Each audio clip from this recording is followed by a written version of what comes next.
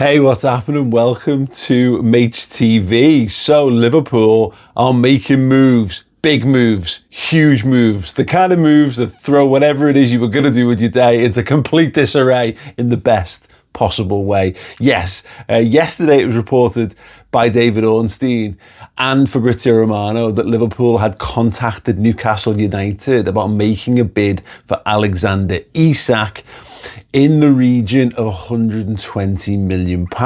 It has been reported today, in the region of 24 hours later, by David Ornstein, the Ornster, once again from out of nowhere, that Liverpool are now making a move by speaking to Frankfurt about Hugo Ekitike. The added wrinkle to this is that on Monday, on the Redmen Originals podcast, me, Chloe, Chris and Dan, if you haven't checked it out, very, very good podcast, always is. We're discussing the fact that Newcastle were meant to be going for Ekitike, and then this kind of spun out into a wider conversation around, is this Newcastle doing a bit of gamesmanship and flexing and trying to basically force Liverpool's hand on Isak to either, kind of get on with it or get lost. There is a much naughtier way of saying that, which I won't say in the opening segment of a video for fear of demonetization, but you know what I'm talking about. Either way, it's flush or no flush. The thing that also tied into this is obviously Liverpool were also linked with Jean-Philippe Mateta, having apparently met his representatives abroad to have a chat about that. The thing I think we're getting from this is that Richard Hughes is in a number of conversations. There was also talk yesterday from a reasonably reputable source that Liverpool have got Real Madrid Rodrygo on a short list as well. And one of the things I've been saying, and I wrote an article about this yesterday. Full disclosure, yesterday I thought was going to be a very sleepy, relaxed day. I had a nice video that went out yesterday morning that was about Liverpool's abundance of left backs, starting to delve into what we're understanding from slot squad building after the first pre-season game and starting to, I'm calling it squad sleuthing, right? Really cool, really fun, light-hearted, interesting series that's going to be articles and in videos, thinking nothing was going to happen. Then Liverpool, boom, rejected a massive bid for Luis Diaz, slapped €100 million asking price on him, but the news came with the understanding that Luis Diaz wants to move on. And then all of this kicked off. So yeah, it's all gone a little bit mad, but what it really sort of smells like is, Richard Hughes is making moves. They're not messing around. They want to crack on. They got their early business done.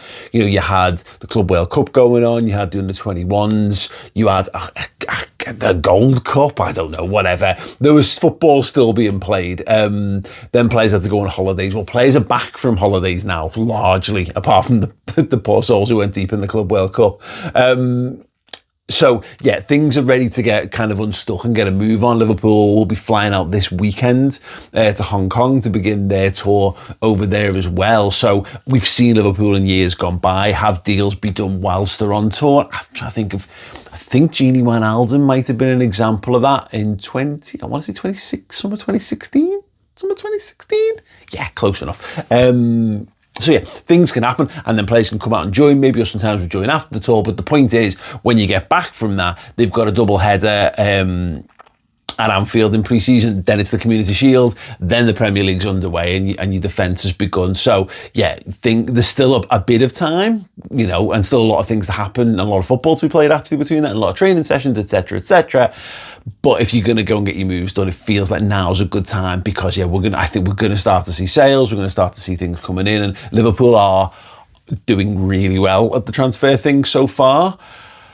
Really well. And they're spending well as well. But they'll want to make sure that the good work that they've done so far isn't undone by other things. So the second video I had planned was to move on to talking about centre-halves and how we clearly have a bit of a need for one in the absence, post-sale of Gerald Quansah. There is some complication around the Bukanate contract situation, of course. That will probably now go out in a day or two when all this, if this all dies down. It probably won't. It's probably just going to get louder, bigger and noisier in the coming days. But anyway, that is that.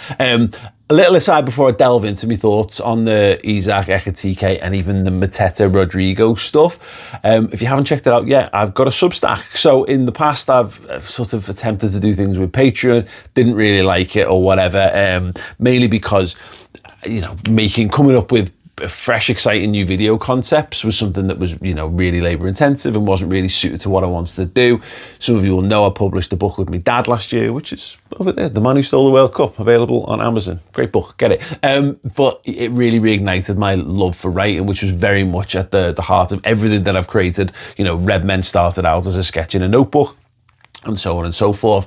So with this Substack, what I'm going to be able to do is create some supplementary content around the MHTV YouTube channel, also do some more general Liverpool writing, which is, we're going to put as much of that out for free as possible, and then it'll be a space for creative writing and more, other creating interesting concepts. There will be free articles. You can go over there and subscribe for free, which would be absolutely amazing. We're up to 150, which is absolutely mad. It was 100 yesterday morning, so that's absolutely fab. There is a paid offering on there as well, which I haven't created bespoke content for the paid stuff yet, so don't feel stressed out about it. Hopefully when it comes, you'll go, oh, I agree that's absolutely worth it, but don't put yourself out. If you want to support me as a creator in this YouTube channel and enjoy the writing side of things and help whole enterprise, then please do feel free to head to the Substack and subscribe as a paid tier subscriber, but no pressure from me to do that at all. It is a bit of creative fun, and everything that it generates is going to go back into improving everything that we do here. Better YouTube content, books to follow, etc, etc. So yeah, if you head over, the link will be in the description. It's called Mage Publishing. You'll see these videos will be sat in various articles from now on, basically, with more stuff around them. And I did a bit of an in-depth thing into like the madness of yesterday and the time frame of all the stuff coming out with the Isak and Ekitike and all that kind of stuff. So you can go over there and read that and more on the left back stuff, etc, etc, etc. It's good fun. I hope you'll like it. Just go and be a free subscriber and you get some extra free stuff is what I'd say. But yeah, if you want to pay, then please feel free to do so. Right. So, question. Do we think that the Hugo Ekitike and Alexander Isak moves, bids, whatever you want to call them, are mutually exclusive? That's the first question. And that is to say, do you think it is one or t'other? Liverpool are only going to go for one. So it's, we've seen Newcastle briefing Northeast journalists that Ekitike and Isak going to be playing together. Not a chance. However, I might be able to sit here and make a case for you could buy both of them for Liverpool. There will be a huge financial commitment involved in that.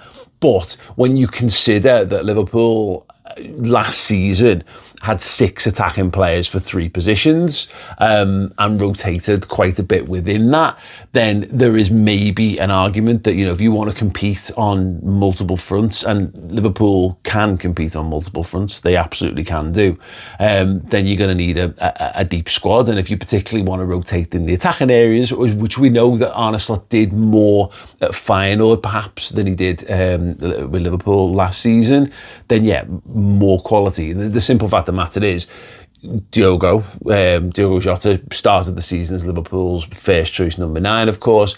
Darwin Núñez was there, in rotation with him, and Luis Diaz ends up in the rotation for the centre forward position as the season progresses. So you could foresee a world where there is games.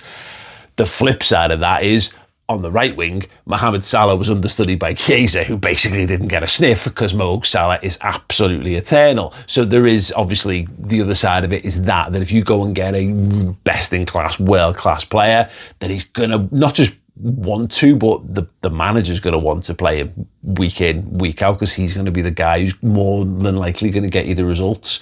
We've already signed Wirtz. I could see him definitely being that. Van Dijk is that at the back. Alisson is that in the goal, and we've seen it in the foot. Trent was that at right back. Robertson has been that at left back, etc, etc. You want to get your best players, because your best players also tend to be your most resilient fitness-wise as well. So not only are they brilliant, but they can play loads. Maybe that is another slight factor with Isak stuff, but I think injury talk has been a little over-egged on him, kind of by the by. The other side of this is, do you think this is yet more smokescreen, the Ekitike stuff that is, more smokescreen around the interest in Alex Isak. So what I was hypothesising, and we were talking about on Redmen Originals, was Newcastle going, well, you want Isak, we're not interested in selling. And to detract you from going for him, we are going to go and buy your second top target, knowing full well that there might be a situation down the summer where Liverpool maybe could have, or Isak and Liverpool in combination could have forced his way out of the club, and Newcastle then would have been left in a spot of bother. But if you then go, actually, we're buying your backup, well, that leaves Liverpool with a really difficult situation to face, because you're then looking at maybe what your third choice centre forward, and are Liverpool really shopping in that market, or are they looking to shop in that market this summer? Far less so than they have done in previous summers, I would suspect. This is why you get Wirtz and not Ryan Cherki as an example. So in that regard, you've then got a choice. Liverpool have to go, we can't afford to sit around in the hope that Isak comes. Somebody's bitten on Ekitiké. We're going to have to just go and get Ekitiké sorted, and we'll maybe kick it, we'll forget the Isak thing. There is a little element of that, because, did Newcastle truly want Ekitiké to be there if Isak was already there? Maybe, probably not, and that's intelligent opinion from journalists and not just me spouting stuff off. So there is an element of that. Now, is this the complete flip of that? And Liverpool going, well, cool, we see you and we raise, we're going to go and buy the guy that is meant to be your Isak replacement. What are you going to do about that? And the honest answer would be, thanks, we'll keep Alex Isak, great. But if Isak is interested in Liverpool and he's going to agitate, then Newcastle might end up with a situation where they've got an unhappy player who doesn't want to extend the contract. His value is going to start to decrease as he gets closer to the end of a contract, etc., etc. And their guy who they're looking to be his successor is now no longer on the market and available to them. You've seen them miss out on João Pedro already, who would have been probably, I guess, therefore above Ekitike in their pecking order. So then Newcastle are shopping way down the list, and when you've gone from this guy being the main man who's dragging you into the Champions League, Newcastle want to improve. They don't want to take a significant step back. A sale like Isak could be an equivalent of Liverpool selling Felipe Coutinho, where they could really go and get, they could go and get a couple of players or 2 or 3 players that are quite transformative for them, give them some more squad depth, which will in the coming years help them with FFP, or etc., etc. So yeah, that's where Newcastle are. So I'm interested. I'm wondering whether this is just another one of like a mad flight of fancy on my behalf. It could be none of or all of it. There's certainly, I think, an element of truth to it. I do think Liverpool want Hugo Ekitike. I think it's been known quite publicly for a little while that he's been on a list, and the chat was it was Isak and Ekitike that was target numbers 1 and 2 for Liverpool. I would be stunned if it was both. Now, this is maybe where the Jean-Philippe Mateta stuff does come back in, because.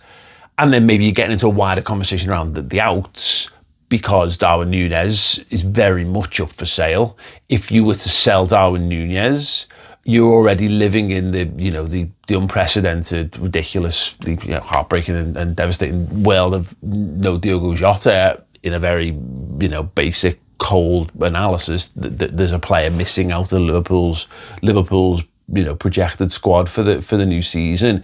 You're then 2 down if you let Darwin Núñez go, 3 if you let Luis Diaz go, 4 if you let Chiesa, and all of a sudden you're not left with a great deal of the attack that scored more goals than anyone in the Premier League last season. So more work would need to be done. But I do wonder whether Isak is so much money that he feels like put all your chips on him kind of deal, and then you make other things work. So you definitely keep Chiesa around in that instance, and maybe you convince Luis Diaz to do 1 more season.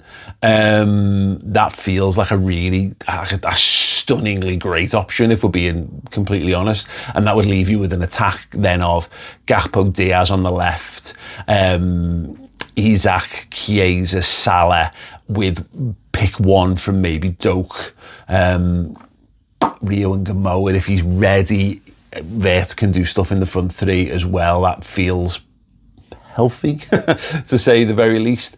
But you could also foresee a world where Jean-Philippe Mateta effectively is the replacement for Darwin Núñez, one out, one in, and then you were still looking for a number 9 anyway, who is then Hugo Ekitike, and price-wise, you're probably coming in at about the same as what you'd be spending on Alex Isak, possibly even a little bit less. So actually, I'll ask that to you as well as yet another question. We're full of questions today. Alex Isak or Ekitike and Mateta? What would you like to see from that? And in that regard, let's work it out. Gakpo, Diaz from the left, Ekitike, Mateta as striking options, and then you still got Salah, Chiesa potentially as your right hand side. That's more senior players. That's a certain thing. But and then just to add the extra wrinkle into it, one of the other things that I've been saying is if you can't get the top quality number 9 that you need to really demonstrably improve Liverpool's first 11, what you can do is go and get a brilliant left winger or versatile forward, and that's where the Rodrygo stuff comes in, where previously Anthony Gordon links have been in there as well. Guys who can do a job from the left, central from the right. I pointed out in yesterday's article on the Substack that Rodrygo spent more time playing on the right than he did like left and central combined last season. But again, it speaks versatility, and I do wonder whether there is a little movement towards being more PSG like next season anyway, where you've got your starting position, sure, but at various stages during the match, what you want is unpredictability from your attacking lineup, and someone like him in the squad could certainly add that. Just to circle back to it, what it all means, of course, is that, Liverpool are not resting on the laurels. It doesn't feel like it's all in on Isak. And what I mean by that, we're all in terms of he is quite clearly the top target. I think if Liverpool could get him done, that might be them done, in terms of transfer business ins, barring a few maybe squad filling or really opportunistic, to borrow last summer's term. That might be largely it. And look, if you tell me the two fullbacks, I sent it off, of course, Viet and Isak, like to the champions, go ahead. I think we'd all have been absolutely made up with that if you told us that at the end of last season. While the players were running around with the Premier League trophy, we were all getting pissed on the streets outside Anfield. There is certainly, that would certainly have been a big uplift and seen as a big tick and a big win. But they're not doing it where we've done it in the past, where you're so focused on it being one footballer. What if you can't get them? And in the past, Virgil van Dijk is an example. We got that wrong in terms of how we handled that, and Liverpool didn't have Van Dijk, the centre-half upgrade that they needed for the first half of the season. Now, it largely worked out all right, but it could have been different. And similarly, a couple of things. We had this with the centre-halves in the COVID season when we had injuries, and we clearly wanted Konate but couldn't get him until the end of the season, so we waited. We didn't commit finances that would have meant we couldn't get Konate. We got Ozan Kabak on loan and Ben Davies on the cheap, so we had to suffer without that for a little bit. This doesn't feel like that. Plenty of examples, but just to circle around to it, this doesn't feel like that. It feels like they've gone to Newcastle. We want Isak, 120 million. What do you think? Now, if they're going 120 million, it stands to reason that they'll go higher if needs be. You don't come in with your full flopped out, beaten to veg in a first offer, right? Maybe I'm doing it wrong. I don't know. Depends how good your initial offering is, I suppose. But yeah, it feels like they'll move on from that, and maybe the Ekitike stuff is just a sign of that. They've not had the response that they wanted. Cool, we're going to crack on. That does sound perfectly reasonable, but yeah, with the Rodrygo links and a few other things, Mateta, Liverpool are clearly having multiple conversations. Now, this happens in the past. There's so many stories of transfers that didn't quite get across the line. We talk a lot about. There's a number of quite celebrated ones, but one that sticks to me is like Thomas Lemar was very much in conversation with Liverpool. so much that there's talk that he was literally sat there waiting for the medical, and then Liverpool ultimately didn't go ahead. I've heard stories from loads of different football clubs when that is the case. If so much is so publicised so early and so consistently nowadays that you think you know the inside and out of every transfer that your club does. But to the point, lots of these kind of preliminary conversations happen. They happen behind closed doors. They happen over the phone. They don't all happen to happen in like really public spaces. So yeah. By the by, Richard Hughes seems to have a good handle on this, which is very, very pleasing, right? Yeah, very, very pleasing. He's banked a load of credit already for how he's done things so far this summer. There's still, I think, a lot of work to be done. Liverpool are running heavy in the squad department, so it's hard to kind of get a sense of where Liverpool are at financially, but that also might be part and parcel of it. Might not be a bad time to go and spend big, because look, if you sell Morton and you sell Elliott and you sell Chiesa and you sell Darwin and you sell Diaz, you've got a pretty significant war chest there, and maybe that does kind of like, weaken your bargaining position a little bit, whereas it's kind of obfuscated by the fact that I think Richard Hughes and Arne Slot know what value they've got in that squad. They'll have fielded calls and interest from a number of these, and now the master plan for Richard Hughes is to pull all this and have this all drop at the right time in the right place that benefits Liverpool more than any other football club, which I think has been missing from Liverpool for a few years now. So it is very, very good to see that, to have that general sense of calm and real positive purpose coming out of Liverpool. They don't seem to be resting on their laurels. They very much look like a football club who've gone 2 more years of Salah and Van Dijk. I think we can win a couple of league titles and maybe a Champions League in that time, and then we'll reassess. And if we can buy the next great superstars of this team for the next 5 years whilst we're doing it, who can just take over and from these lads, then yeah, that is the absolute ideal. So that is where there is a benefit to really, really chasing Isak hard. But it does remain to be seen whether this is that's what they're going to end up with. I did have some reservations about Ekitike, that I think he's a season undercooked, which has a little bit of a Darwin Núñez vibe. It is a lot of money. Did I say this at the top of the video? I certainly meant to say it at the top of the video. The Athletic were reporting that Frankfurt had rejected a £64.9 million bid from Newcastle. So you're looking in the realms of 70 upwards, which is getting you into Darwin Núñez sort of territory for a lad who's had his one real breakout season. So I'm not 100% convinced that Ekitike is it. That it's clearly not like, you put them on a scales, it's Isak all day long over the two of them, but life's a shit house, so sometimes you've got to go and make things happen. But yeah, it looks like Liverpool are making things happen anyway. Right, thank you. Answers to any of the questions I've discussed. What do you think? Is there anything, another permutation that I've maybe missed? Let me know that in the comments, and please do come and check out the Substack. I'm having loads of fun with it. Writing that article about the Isak stuff yesterday was one of those fun days I've had, even though it was mad, and it was probably more work than I was certainly anticipating doing on that day, but I enjoyed every second. I'm enjoying the writing, and hopefully I'm going to get better at it with more practice. So feedback from you guys is brilliant as well. So yeah, link in the description. It is Mage Publishing. It is the hub of the new Mage world.